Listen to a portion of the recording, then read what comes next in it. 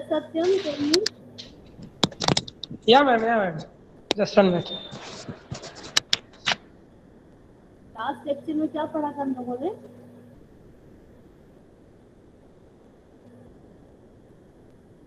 चंदन, धीरज Gupta, now tell me.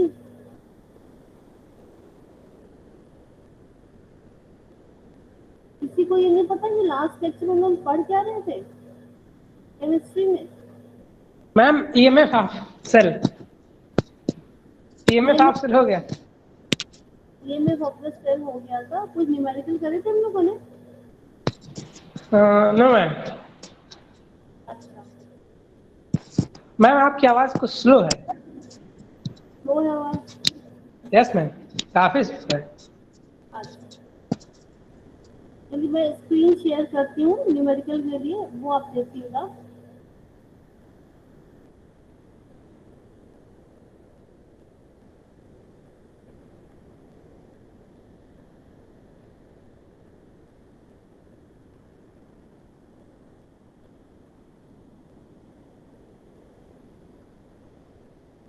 ये question है।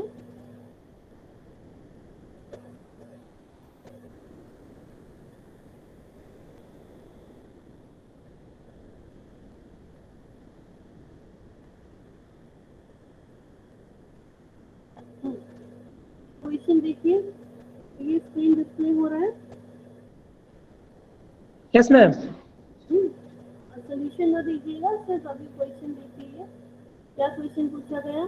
A cell is prepared by dipping a copper rod in 1 m copper sulfate solution and the nickel rod in 1 m nickel sulfate solution.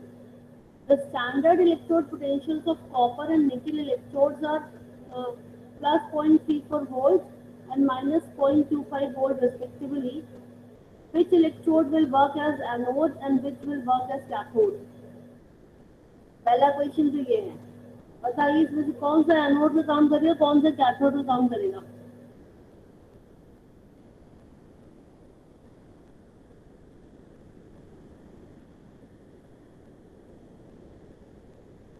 बताइए।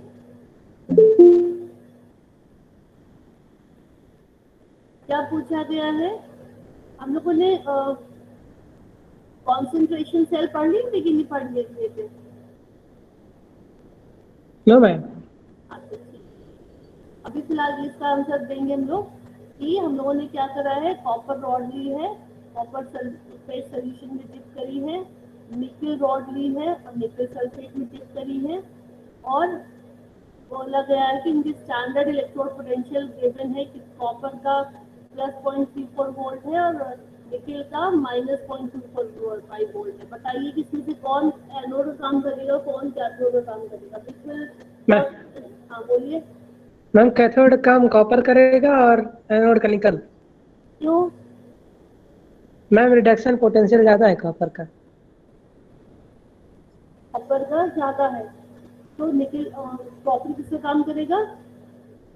Ma'am cathode का। Cathode का काम करेगा। क्या होता है आपको पता है, इलेक्ट्रोकेमिकल सीरीज में ऊपर से नीचे आने पर स्टैंडर्ड रिडक्शन पोटेंशियल की वैल्यू इंक्रीज करती है ना, इंक्रीज करती है। तो जो ऊपर वाले होते हैं वो एनोड का काम करते हैं और नीचे वाले कैथोड का काम करते हैं। तो ऊपर जो होते हैं उनका स्टैंडर्ड रिडक्शन वैल्यू कम होती है ना। देखो फिर बच्चे कैसे डिस्कस करते हैं।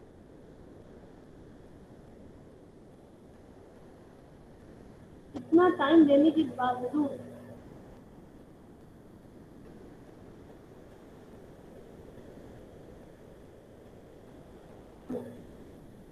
तो क्या मैंने बोला कि ऊपर जो ऊपर होती है इलेक्ट्रोकेमिकल सीरीज में उनकी वैल्यू क्या होती है, कम होती है। कम होती है तो इसमें प्लस 0.34 वोल्ट और माइनस 0.25 वोल्ट में किसकी वैल्यू कम है? माइनस टू 0.25 वोल्ट की वैल्यू कम है ना। ये किसकी वैल्यू? निकल की है।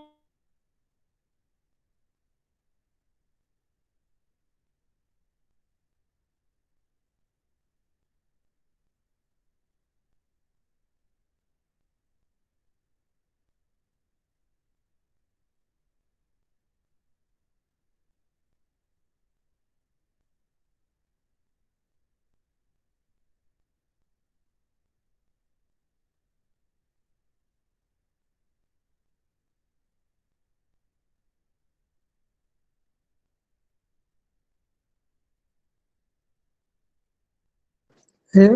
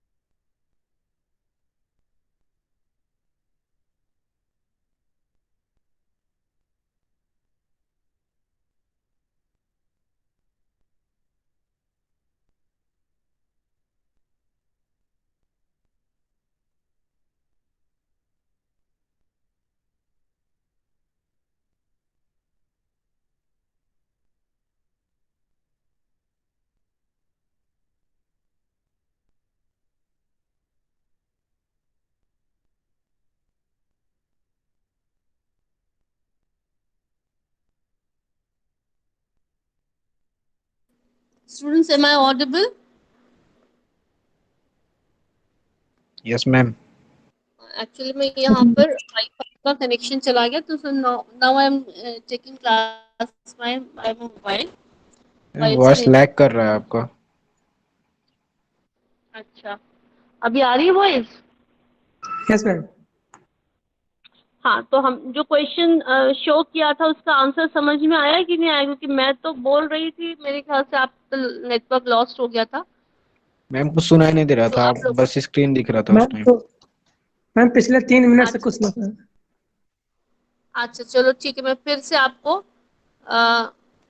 वही वाला क्वेश्चन मैं फिर से बताती हूँ आप लोगों को कि उस क्वेश्चन में क्या पूछा गया है कि a cell is prepared by dipping a copper rod in 1 m copper sulfate solution and a nickel rod in 1 m nickel sulfate solution। मतलब क्या हो गया कि कॉपर रॉड को हम लोगों ने कॉपर सोल्यूशन में डिप करा हुआ है, निकल रॉड को निकल सोल्यूशन में डिप करा हुआ है, और इनका जो स्टैंडर्ड रिडक्शन पोटेंशियल जो गिवन है वो कॉपर का है +0.34 वोल्ट है और निकल का -0.25 वोल्ट है। तो first question is which electrode will work as anode and which will work as cathode. तो आप इसमें क्या बताओगे कि जिसके भी रिडक्शन पोटेंशियल की वैल्यू जिसकी भी कम होगी वो एनोड का काम करता है, और जिसकी वैल्यू ज्यादा होती है वो कैथोड का काम करता है। और जिसकी रिडक्शन पोटेंशियल की वैल्यू कम है, इसका मतलब उसके अंदर ऑक्सीडाइज होने की टेंडेंसी है, वो ऑक्सीडाइज हो जाएगा। ऑक्सीडाइज हो जाएगा तभी तो एनोड का काम करेगा। तो यहाँ पर क्या आंसर हो जाएगा कि 0.34 वोल्ट किसका है, हमारा कॉपर का है, और निकल का क्या है, -0.25 है। तो माइनस की वैल्यू कम है, इसलिए nickel will act as anode and the copper will act as the cathode. आगे समझ में या मैम। है ना। दूसरा क्वेश्चन इसमें पूछा गया है, दूसरा है कि what will be the cell reaction. Cell reaction क्या होगा? सेल रिएक्शन जरा मुझे लिख के दिखाओ, उसका सेल रिएक्शन क्या होगा। हम लोगों ने निकल सल्फेट लिया है और कॉपर सल्फेट लिया है। एनोड पर क्या रिएक्शन होगा, कैथोड पर क्या रिएक्शन होगा, ऑक्सीडेशन होगा, रिडक्शन होगा, ये सब चीजें जरा लिख के दिखाइए जल्दी से, कॉपी में लिखेंगे।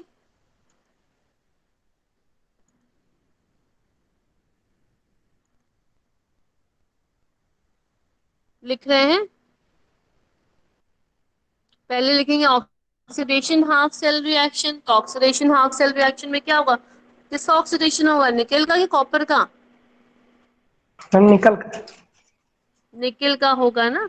तो आपने लिखा निकेल, हाँ निकेल लिखा, एस लिखा, S stand for solid, nickel के नीचे ब्रैकेट में एस लिखेंगे, एरो बनाएंगे, और क्या हो जाएगा, ऑक्सीडेशन होगा, तो Na+2 बनेगा।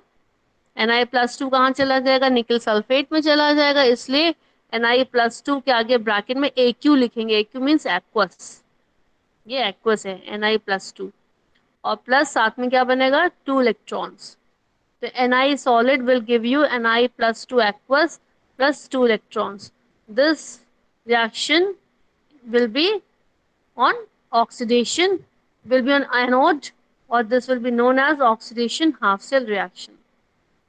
Then comes to the cathode. Cathode पर क्या होगा, कैथोड पर Cu+2 जो होगा कहाँ से आएगा, ये आपके कॉपर सल्फेट में जो Cu+2 आयंस होंगे, ये Cu+2 आयंस के आगे ब्रैकेट में लिखेंगे Aq, ये क्या करेगा, ये 2 इलेक्ट्रॉन जो उसको निकेल से मिल रहा था उसको एक्सेप्ट कर लेगा, है ना, Cu+2 क्या करेगा, it will receive 2 electrons and it will give you Cu का आगे ब्रैकेट में क्या लिखेंगे, S का मतलब क्या हो गया, सॉलिड, ठीक है। तो ये क्या होगा, reduction half cell reaction, this is a reduction half cell reaction, ठीक है। और इसको कहाँ पर होगा, कैथोड पर होगा। तो अब जो Cu बनेगा उसके आगे S लिखना जरूरी है, क्योंकि अब वो क्या होगा, आपके कॉपर रॉड पर डिपॉजिट होगा सॉलिड स्टेट पे। फिर आपका है नेक्स्ट क्वेश्चन इसमें कि how is the cell represented, तो सेल का रिप्रेजेंटेशन जानते हैं कैसे करा जाता है, सेल को कैसे रिप्रेजेंट करते हैं, मैंने बताया हुआ है ना शायद आप लोगों को, कैसे लिखते हैं सेल का रिप्रेजेंटेशन कैसे करते हैं। जैसे निकेल है तो निकेल लिखा हमने, Ni लिखा, फिर एक सॉलिड स्ट्रेट लाइन बनाई वर्टिकल, है ना, फिर लिखा NiSO4, NiSO4 क्या है, इलेक्ट्रोलाइट है।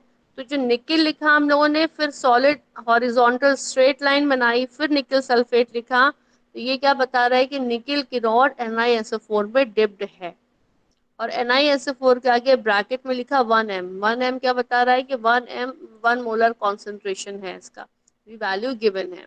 तो Ni बनाया, solid straight line, sorry horizontal नहीं, वर्टिकल बनानी है, मैं शायद हॉरिजॉन्टल बोल गई थी ना, निकेल लिखा, वर्टिकल लाइन बनाई आप लोगों ने, NiSO4 लिखा, 1m लिखा, उसके बाद फिर डबल 2 लाइंस वर्टिकल बनाएंगे, 2 वर्टिकल लाइन जो डबल बनती है इसका क्या मतलब होता है आपका, सॉल्ट ब्रिज, ठीक है। सॉल्ट ब्रिज बनाया, 2 डबल लाइन बनाई, फिर हम लोगों ने कॉपर सल्फेट लिखा, फिर ब्रैकेट में 1m लिखा, फिर सॉलिड स्ट्रेट लाइन वर्टिकल बनाई, और फिर Cu लिखा। इस तरीके से सेल का रिप्रेजेंटेशन करते हैं। तो यहाँ पर ये क्या बता रहा है, फिर से समझ लो, अभी क्योंकि स्क्रीन नहीं शेयर हो सकता है, नेट यहाँ से चला गया है, तो मोबाइल पे स्क्रीन शेयर नहीं हो पाएगा क्योंकि रिकॉर्डिंग चल रही है इस समय, ये प्रॉब्लम इस समय आ गई है, अदरवाइज अभी आप ऐसे ही समझिए, फिर अभी जब नेट आ जाता है तो मैं आप लोगों को स्क्रीन शेयर कर दूंगी। कि निकेल लिखा आपने, सॉलिड वर्टिकल लाइन बनाई, NiSO4 लिखा, NiSO4 के आगे ब्रैकेट में 1m लिखा, फिर डबल लाइन बनाई solid vertical, this shows a salt bridge, salt bridge के इधर उधर क्या है, इधर निकल सल्फेट है, उस साइड पर क्या होगा, कॉपर सल्फेट, कॉपर सल्फेट है 1m, और इस कॉपर सल्फेट में कौन डिप्ड है, कॉपर की रॉड डिप्ड है, इसलिए कॉपर सल्फेट 1m के बाद आपने फिर से एक वर्टिकल सॉलिड लाइन बनाई, और उसके आगे आपने कॉपर लिखा, Cu लिखा। ऐसा सेल का रिप्रेजेंटेशन होता है, ये बात आप लोगों को मालूम है या नहीं मालूम है, कभी देखा है इस तरीके से, मैंने बताया भी शायद आप लोगों को कि कैसे सेल को रिप्रेजेंट करते हैं, यस मैम। है ना। So this is the cell representation. And now, what is the EMF of the cell? Cell का EMF क्या होगा? ई कैथोड माइनस ई एनोड। हाँ, कैथोड माइनस एनोड। कैथोड की वैल्यू कितनी दे रखी है? 0.34 वोल्ट दे रखी है ना। मतलब कैथोड का काम कौन कर रहा है, कॉपर कर रहा है ना, तो कॉपर की वैल्यू कितनी दे रखी है, 0.34 वोल्ट दे रखी है, और निकल की वैल्यू दे रखी है -0.25। तो बताओ ईएमएफ ऑफ द सेल कितनी होगी। निकल एनोड की वैल्यू है 0.34 वोल्ट, सॉरी कैथोड की वैल्यू है 0.34 वोल्ट, एनोड की है -0.25 volt. EMF of the cell कितना होगा। 0.59 में। हाँ 0.59 वोल्ट है ना, प्लस में आ रहा है, इसका मतलब हमने बिल्कुल सही बनाया है, सेल का रिप्रेजेंटेशन सही लिखा है कि हमारा निकल ही क्या करेगा, एनोड का काम करेगा, कॉपर किसका काम करेगा, कैथोड का। ठीक, नेक्स्ट क्वेश्चन है हमारा कि why blue colour of copper sulphate gets discharged. Note कर लो चाहो तो, why blue colour of copper sulphate gets discharged, why blue color of copper sulfate gets discharged when zinc rod is dipped into it, when zinc rod is dipped into it, why blue color of copper sulfate gets discharged when zinc rod is dipped into it। मतलब question का ये पूछा गया है कि copper sulphate का तो blue colour होता है, आप सबको मालूम है कि कॉपर सल्फेट ब्लू कलर का होता है। इसमें अगर जिंक की रॉड डिप कर दी जाए तो कॉपर सल्फेट का जो कलर है वो डिसअपियर हो जाता है, कलरलेस हो जाता है। ऐसा क्यों हो गया।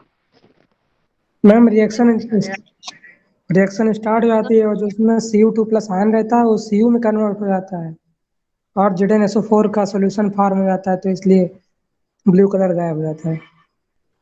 हाँ कि अभी क्या है, भी कॉपर सल्फेट ब्लू कलर का है, जो आपने जिंक रॉड डाली उसमें तो क्या हो जाएगा, जिंक क्या है, इलेक्ट्रोकेमिकल सीरीज में कॉपर से ऊपर है, जब ऊपर है तो it can reduce copper sulphate ना, क्या कर सकता है, कॉपर सल्फेट को रिड्यूस करेगा क्योंकि वो ऊपर है।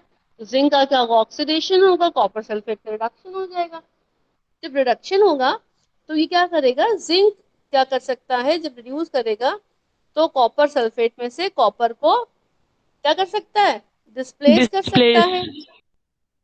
हाँ तो क्या कर देगा कि कॉपर हट जाएगा और उसकी जगह पर जिंक आ जाएगा, तो क्या बन जाएगा, जिंक सल्फेट बन जाएगा।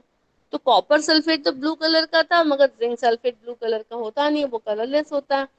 इसलिए क्या हो गया कि ये रिएक्शन में आपका कलर जो है वो कलरलेस हो गया। तो रीजन क्या लिखोगे, रीजन ये लिखोगे कि for the copper electrode standard reduction potential is 0.34 volt है ना, कॉपर का दे रखा 0.34 वोल्ट, और इसका दे रखा है किसका, -0.25। No ma'am. हाँ नहीं अच्छा, ये वैल्यू अभी मैंने आपको बताई नहीं थी। इस क्वेश्चन के आगे जो वैल्यू गिवन है वो वैल्यू गिवन क्या है। अच्छा मैं एक काम करती हूँ, मैं इस क्वेश्चन को अभी आप लोगों को मैं इसका व्हाट्सएप भेज देती हूँ, उसका स्क्रीनशॉट, मगर अभी तो रिकॉर्डिंग चल रही हुई प्रॉब्लम हो जाएगी। चलो अभी मैं इसको भेज दूंगी आप लोगों को, आप नोट कर लो कि इसका जो वैल्यूज गिवन है वो गिवन है ई नॉट, आप लोग नोट करो, ई not Cu+2 Cu+2 is equals to 0.34 volt, 0.34 volt, and E naught Zn upon Zn plus 2, E naught Zn upon Zn plus 2 is equals to 0.76 volt, is equals to 0.7 volt, है ना। तो अभी देखो value जो दे रखी है बच्चों, पहले तो मुझे ये बताओ ये जो वैल्यूज हैं वो ऑक्सीडेशन पोटेंशियल की है या रिडक्शन पोटेंशियल की है।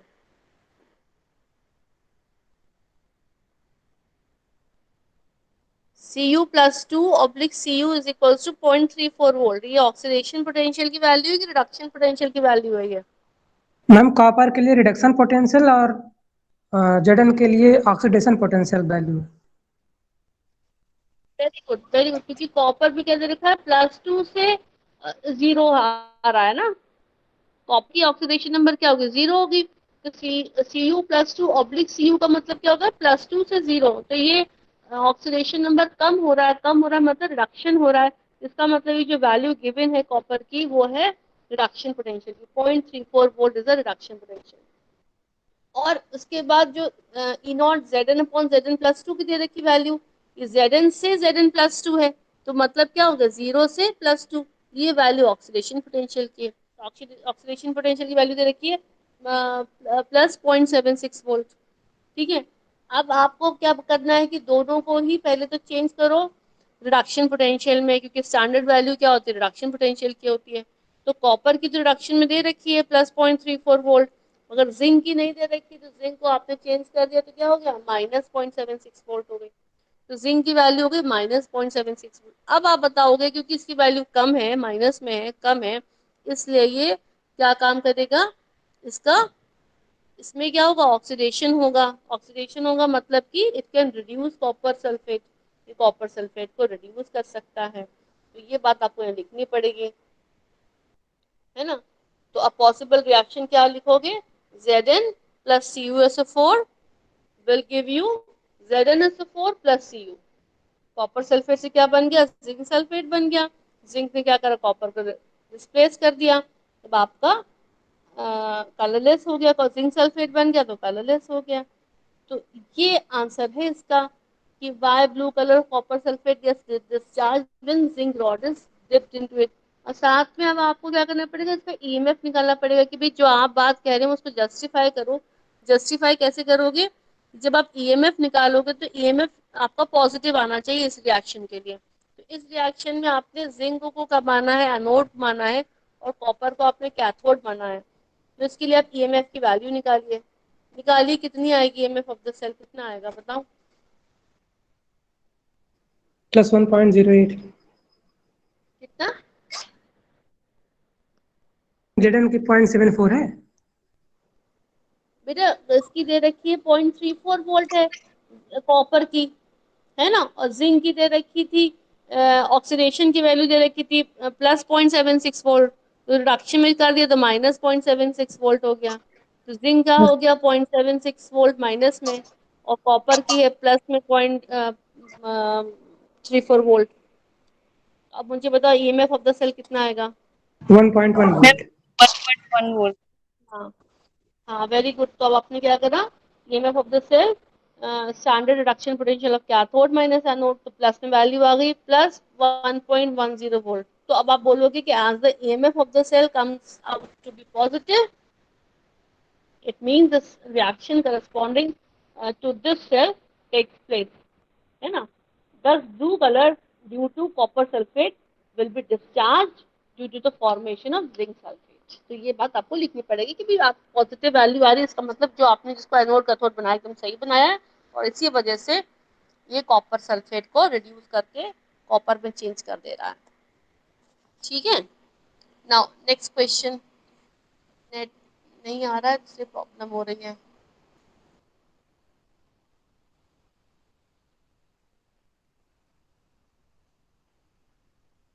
नेक्स्ट क्वेश्चन है, can a solution of 1 m copper sulfate be stored in a vessel made of nickel metal। फिर से आप लिख लो उसको, क्वेश्चन को, can a solution of 1 m copper sulfate, can a solution of 1 m copper sulfate be stored in a be stored in a vessel be stored in a vessel made of nickel metal, made of nickel metal।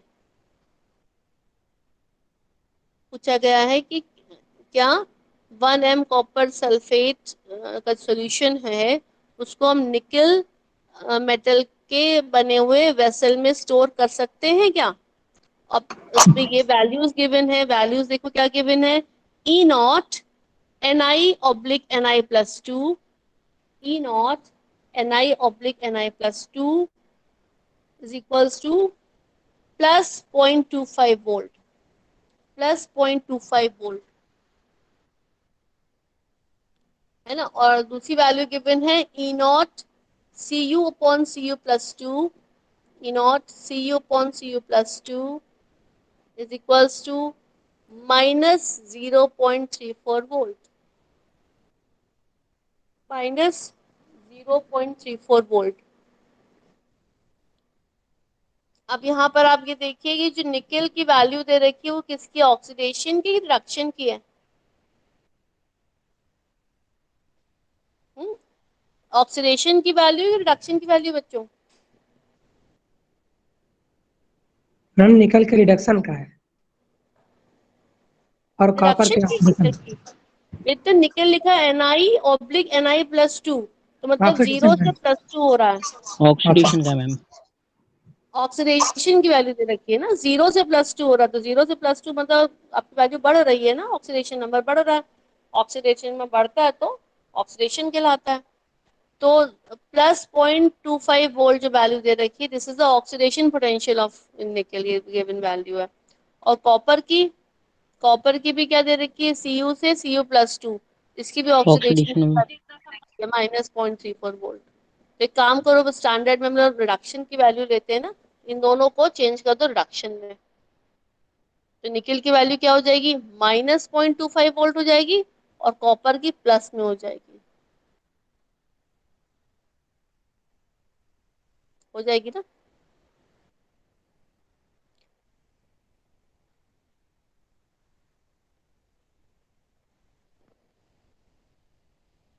करा आप सबने? तो copper की value क्या आ गई, +0.34 volt हो गई reduction की, और निकल की -0.25 वोल्ट हो गई रिडक्शन की। ठीक है।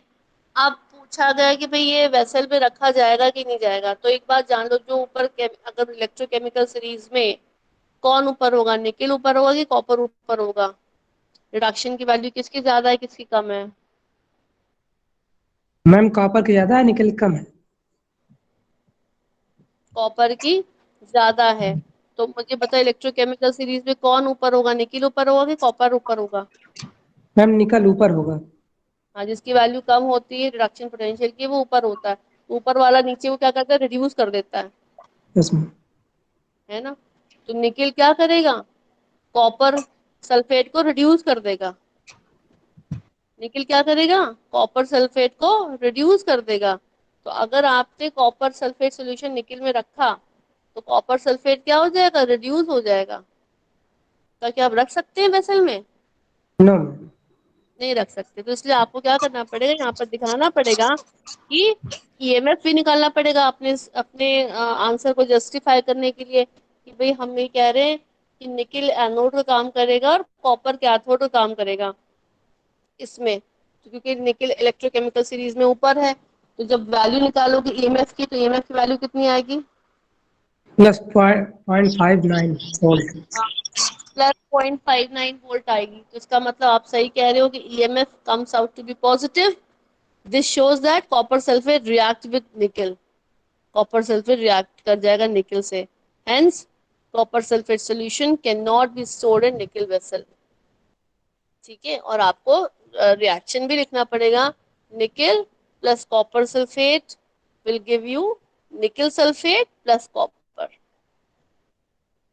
ठीक है। तो nickel plus copper sulphate will give you निकल सल्फेट प्लस कॉपर।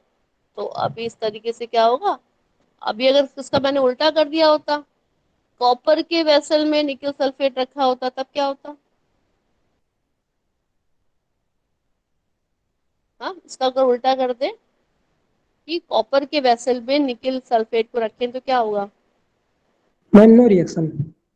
तब रिएक्शन नहीं होगी, कॉपर जो होगा वो निकल सल्फेट को डिस्प्लेस नहीं कर पाएगा, इसलिए आप रख सकते हैं वेसल में, मगर इसको नहीं रख सकते, कॉपर सल्फेट को निकल वेसल में नहीं रख सकते। ठीक है। तो क्या आपका यहाँ पर इसका आंसर बनता है।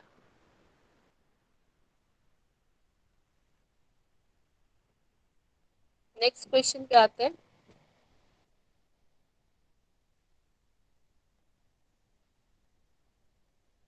चलिए, ये तो इसके ईएमएफ वाले सारे क्वेश्चंस थे।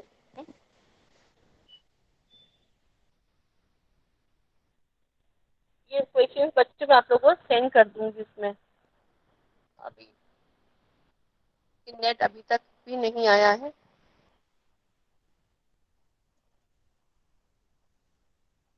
अच्छा, अब हम लोग कॉन्सेंट्रेशन सेल पर हम लोग आते हैं। कॉन्सेंट्रेशन सेल हम लोगों ने पढ़ लिया था क्या? No ma'am.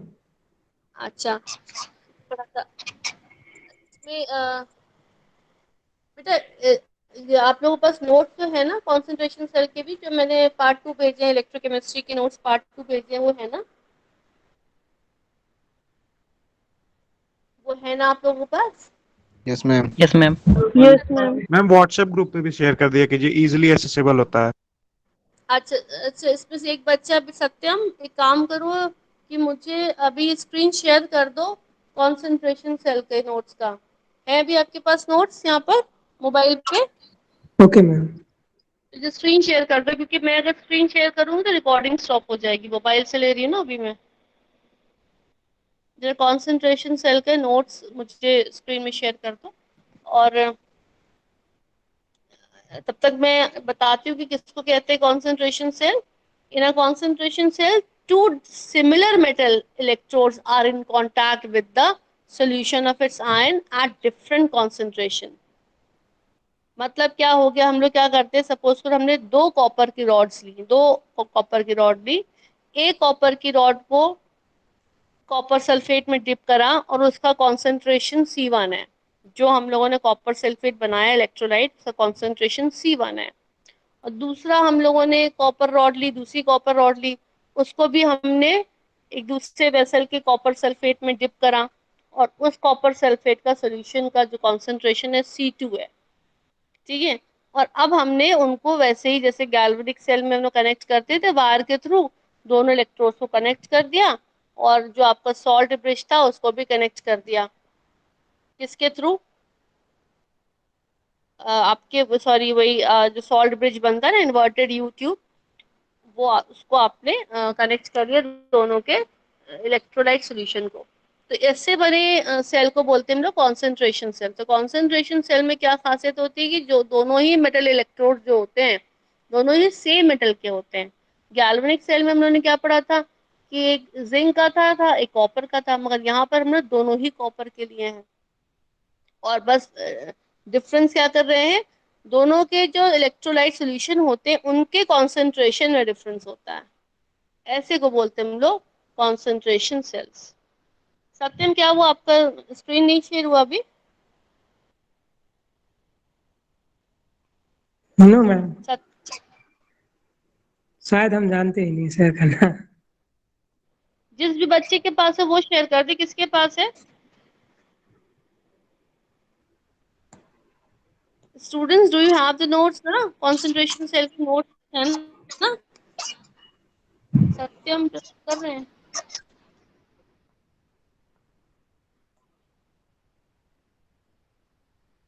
शिव मोहन कर रहे हैं। चलिए शिव मोहन। मैम हो रहा है। हाँ हाँ, ठीक है। तो देखो इसमें डायग्राम बना हुआ दिख रहा है ना, डायग्राम बना हुआ।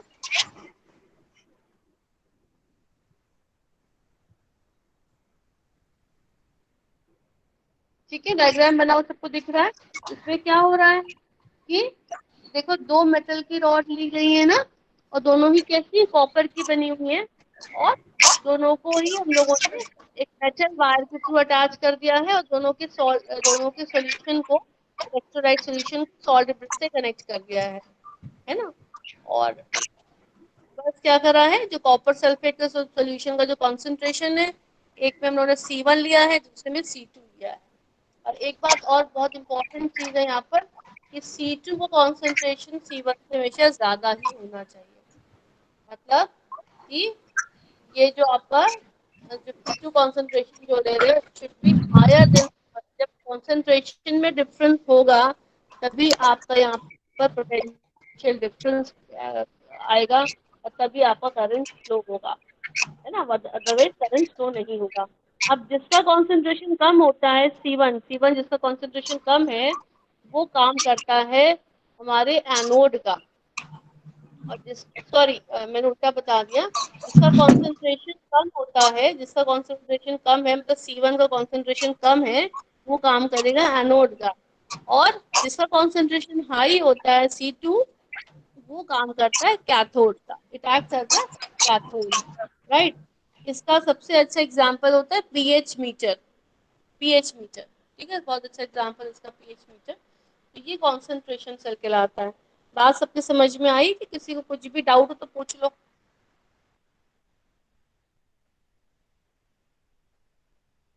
किसी को कोई डाउट है?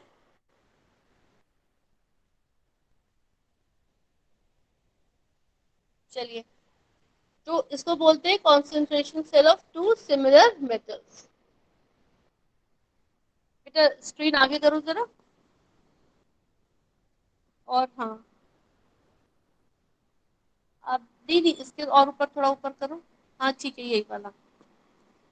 ठीक ठीक ठीक, ऊपर ऊपर करो। हाँ, ये आपको ये दिख रहा ना, Cu/Cu+2, ये सॉल्ट ब्रिज Cu+2/Cu, इसी को बोलते हैं सेल का रिप्रेजेंटेशन। तो इसमें क्या हुआ है कि Cu को हमने Cu+2 के सॉल्यूशन में डिप करा है, इसलिए इनके बीच में एक सिंगल सॉलिड लाइन वर्टिकली बता रहा है कि ये कॉपर का जो इलेक्ट्रोड है, उसको हमने Cu+2 के सॉल्यूशन में डिप करा है, और उसका जो कॉन्सेंट्रेशन है वो C1 है। फिर डबल सॉलिड लाइन दे रखी। डबल सॉलिड लाइन क्या बता रही है? सॉल्ट ब्रिज है। सॉल्ट ब्रिज किनके बीच में होता है? दोनों इलेक्ट्रोलाइट सॉल्यूशन के बीच में सॉल्ट ब्रिज होता है। तो साइड पर भी आपने, राइट हैंड साइड पर भी आपने Cu+2 लिखा, उसका कॉन्सेंट्रेशन C2 है, और इसमें क्या है? कॉपर रॉड डिप्ड है। आगे करो बेटा।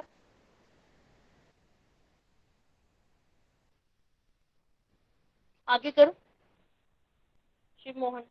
हाँ ठीक है, अब यहाँ पर देखो केमिकल रिएक्शन दिख रहे हैं ना। तो केमिकल रिएक्शन में क्या हो रहा है? एनोड पर क्या हो रहा है? Cu से Cu+2 बन रहा है, और कैथोड पर क्या हो रहा है?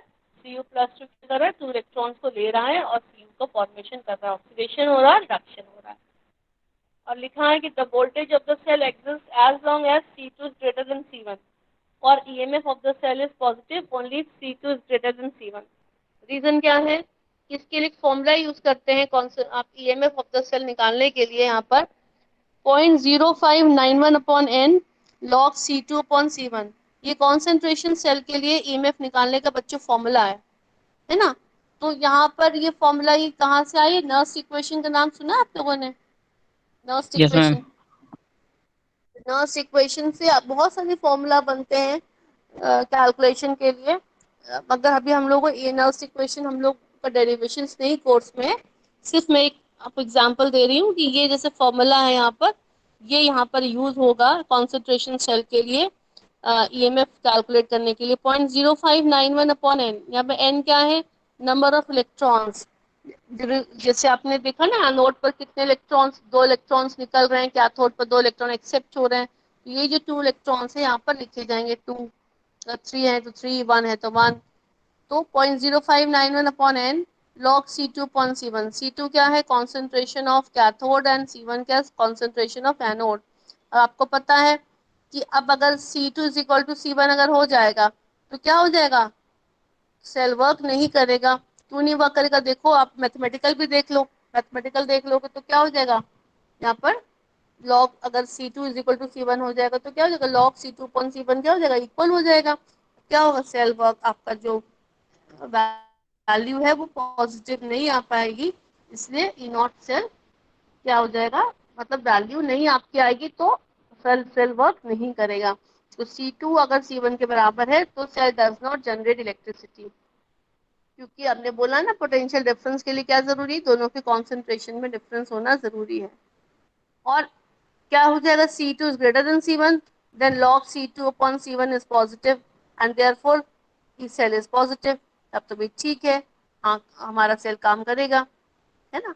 और जितना ज्यादा C2/C1 का रेशियो हाई होगा उतना ज्यादा सेल का पोटेंशियल हाई होगा, ठीक है। तो ये हमारा कहलाता है कॉन्सेंट्रेशन सेल।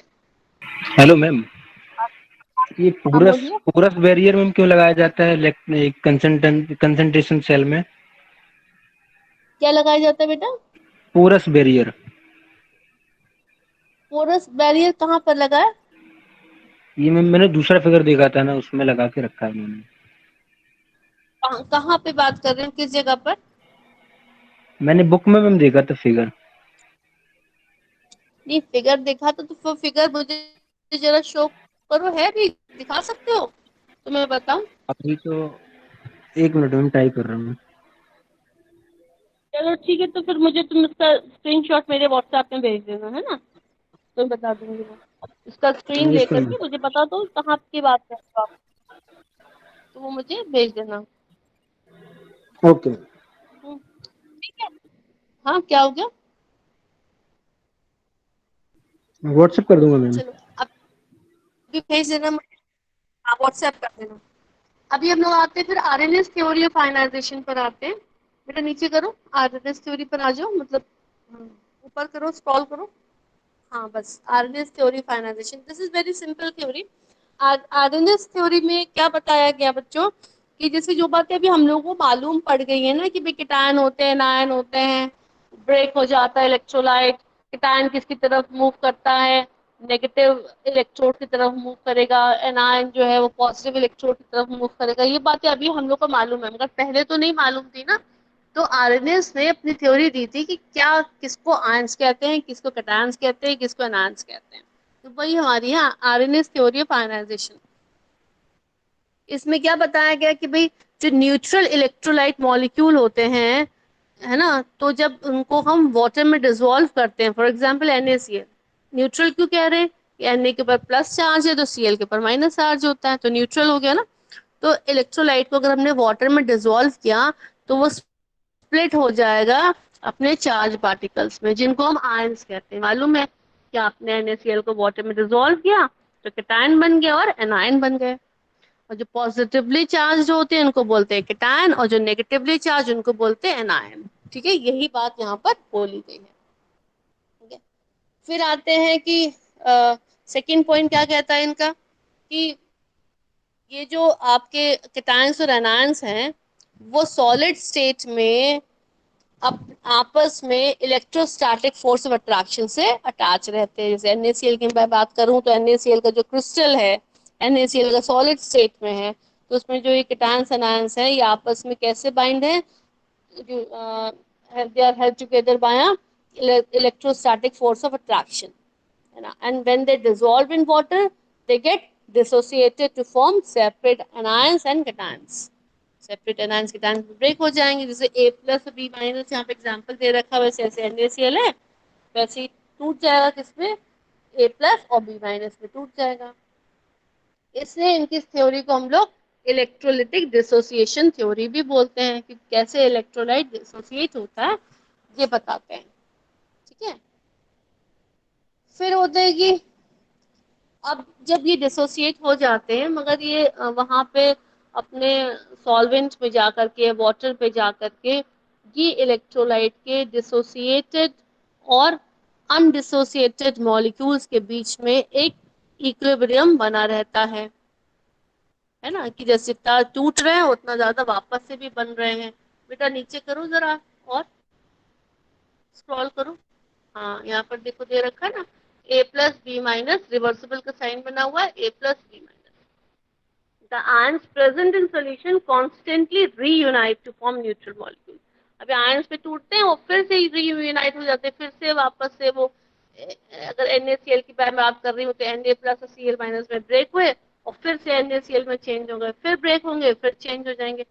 तो क्या होगा, एक हमारा लगातार the ions present in solution constantly reunite to form neutral molecules, thus there is a state of equilibrium between the undissociated molecule and the ions। एक इक्विलिब्रियम वहां पर सेट हो जाता है। अगर हम लोग लॉ ऑफ मास एक्शन का लॉ अप्लाई करें तो हम कैसे लिख सकते हैं इनको, हम रिएक्टेंट का कॉन्सेंट्रेशन अपॉन प्रोडक्ट का कॉन्सेंट्रेशन ना, तो रिएक्टेंट कौन है हमारा, सॉरी उल्टा मैंने बोल दिया, प्रोडक्ट का कॉन्सेंट्रेशन अपॉन रिएक्टेंट का कॉन्सेंट्रेशन। तो प्रोडक्ट कौन है यहाँ पर, A+ और B-, ये हमारे प्रोडक्ट्स हैं, अपॉन AB क्या है, हमारा रिएक्टेंट था, तो प्रोडक्ट अपॉन रिएक्टेंट, ये आपस में क्या होंगे, इक्विलिब्रियम में होंगे। तो मतलब एक तरीके से क्या कह सकते हैं कि जितना ज्यादा रिएक्टेंट ब्रेक होगा उतना ज्यादा प्रोडक्ट का फॉर्मेशन होगा। कि आपस में इक्विलिब्रियम के स्टेज में है तो दोनों आपस में प्रोपोर्शनल है। तो जब आप प्रोपोर्शनल साइन हटाते हो तो क्या आता है, कांस्टेंट आता है, जिसको हमने नाम दे दिया के, डिसोसिएशन कांस्टेंट। तो ए का कॉन्सेंट्रेशन इंटू बी का कॉन्सेंट्रेशन अपॉन ए बी का कॉन्सेंट्रेशन। ए बी नीचे यहाँ पर क्या है, रिएक्टेंट है, और ए प्लस और बी माइनस क्या है, प्रोडक्ट है। तो इनके कॉन्सेंट्रेशन में एक इक्विलिब्रियम सेट हो जाएगा और इज इक्वल्स टू के, इसको बोलते हैं डिसोसिएशन कांस्टेंट। ये बातें तो हम लोगों को पता है और ये बात इन्होंने बताई। फिर आया था कि the charge ions are free to move through the solution to the oppositely charge electrodes. मालूम है कि जब आपने इलेक्ट्रोलाइट की बात कर रहे हैं, NaCl की बात कर रहे हैं, तो Na प्लस जो होगा it will move towards the anode, है ना, किधर की तरफ मूव करेगा, नेगेटिव की तरफ मूव करेगा ना, मगर एनोड वर्ड नहीं यूज करेंगे हम, क्या यूज करेंगे, कैथोड वर्ड यहाँ यूज करेंगे हम। ये बात बहुत ध्यान में रखने वाली है, बहुत ध्यान में रखने वाली क्या बात है कि अगर हम लोग गैल्वेनिक सेल की बात करते हैं बच्चों, तो गैल्वेनिक सेल में जो एनोड होता है वो नेगेटिवली चार्ज होता है। मगर जब हम इलेक्ट्रोलिटिक सेल की बात कर रहे हैं, इलेक्ट्रोलिटिक सेल में क्या हो रहा है, इलेक्ट्रोलिटिक सेल में क्या हो रहा है कि हम लोग एनोड को क्या करते हैं, नेगेटिवली चार्ज ना करके पॉजिटिवली चार्ज मानते हैं, और कैथोड को क्या करते हैं हम लोग, नेगेटिवली चार्ज करते हैं। ये बात मालूम है ना इलेक्ट्रोलाइटिक सेल के बारे में। जब मैंने आपको बताया था तो मैंने क्या बताया था कि इलेक्ट्रोड्स आपने लिए और जब आपने इलेक्ट्रोलाइट सोल्यूशन उसमें डाला और जब आपने इलेक्ट्रिसिटी वहां पे पास करी, तो इलेक्ट्रिसिटी पास करने से क्या होगा कि जो केटायंस होंगे, केटायंस जो होंगे वो क्या होंगे, हमारे पॉजिटिवली चार्ज होंगे। तो वो किधर की तरफ मूव करेंगे, नेगेटिवली चार्ज एनोड की तरफ मूव कर, सॉरी उल्टा मैं फिर बोल रही हूँ यहाँ पर, नेगेटिवली चार्ज कैथोड की तरफ मूव करेंगे।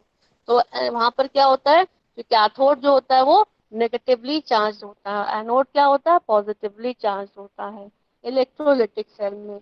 यहाँ पर हम लोग गैल्वेनिक सेल की बात नहीं कर रहे हैं। क्यों नहीं गैल्वेनिक सेल की बात कर रहे हैं, क्योंकि यहाँ पर हम लोग ऐसा नहीं कर रहे हैं कि इलेक्ट्रिसिटी जनरेट कर रहे हैं, यहाँ पे इलेक्ट्रिसिटी जनरेट नहीं कर रहे हैं। यहाँ पर हमने सपोज करो इलेक्ट्रोलाइट सोल्यूशन लिया और इलेक्ट्रोड्स डिप कर दिए और इलेक्ट्रिसिटी इनको दी और फिर क्या हो गया, ये आयंस मूव करने लगे, तो इलेक्ट्रिसिटी हमने दी यहाँ पर, इसका मतलब हमने क्या करा, इलेक्ट्रोलिटिक सेल की बात कर रहे हैं जहाँ पर हम लोग इलेक्ट्रिकल एनर्जी से केमिकल एनर्जी जनरेट करते हैं। इसलिए यहाँ पर ये बात बहुत ध्यान से देखो लिखी हुई है कि जो हमारे केटायंस हैं, केटायंस क्या है, हमारे पॉजिटिवली चार्ज केटायंस हैं। तो पॉजिटिवली चार्ज केटायंस जो हैं वो कैथोड की तरफ मूव करेंगे, क्योंकि कैथोड यहाँ पर नेगेटिवली चार्ज होता है।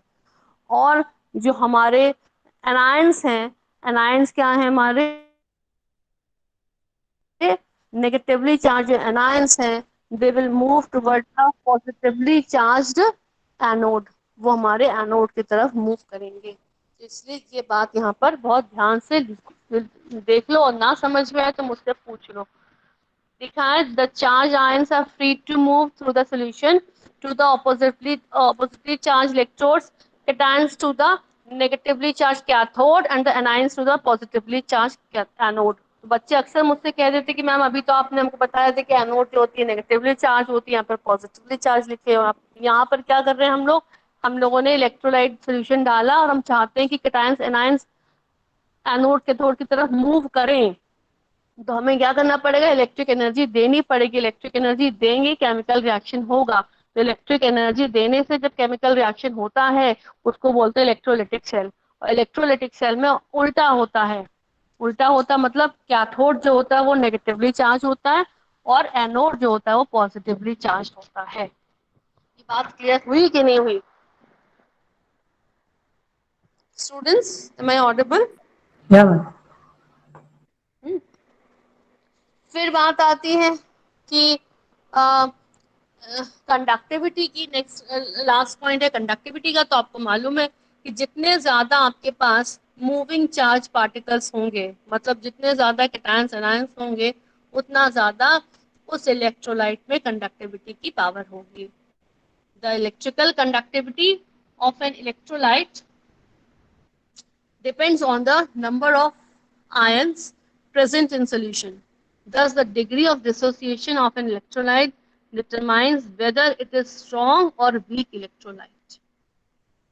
ठीक है, ये यहाँ पर आरएनएस थ्योरी थी। इसके बाद हम लोग स्टार्ट करेंगे ट्रांसपोर्ट नंबर पे। तो नेक्स्ट क्लास में हम लोग ट्रांसपोर्ट नंबर स्टार्ट करेंगे। तो जितना आज मैंने क्वेश्चन आप लोग कराए हैं अभी, उसको व्हाट्सएप में कर दूंगी।